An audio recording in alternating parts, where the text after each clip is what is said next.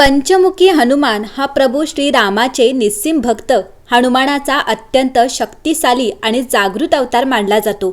या स्वरूपात हनुमानाची 5 मुखे वानर, गरुड, वराह, नृसिंह आणि हयग्रीव या 5 वेगवेगळ्या दिशांचे रक्षण करतात।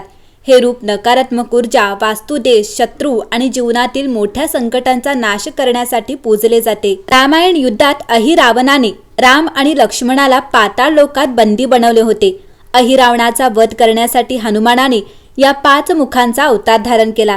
तो वध करण्यासाठी 5 वेगवेगळ्या दिशांचे 5 दिवे एकाच वेळी विझवणे आवश्यक होते। यासाठी हे रूप घेतले होते। मंडळी, जर घरामध्ये भगवान हनुमानाचे पंचमुखी चित्र असेल तर घरातील सर्व समस्या दूर होतात आणि नकारात्मक ऊर्जा दूर होते। पंचमुखी हनुमानाचा फोटो लावताना तो योग्य दिशेला लावणे गरजेचे आहे।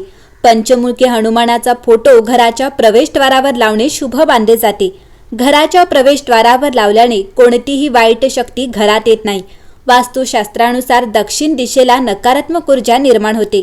या दिशेला पंचमुखी हनुमानाचा फोटो लावल्यास घरात सुख समृद्धी येते आणि घरात नैऋत्य दिशेला लावल्यास वास्तुदोष नष्ट होतात।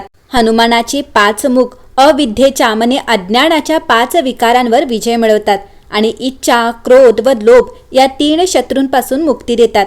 प्रत्येक मुखावरील 3 सुंदर डोळे आध्यात्मिक, दिव्य आणि शारीरिक दुःखांपासून मुक्ती देतात।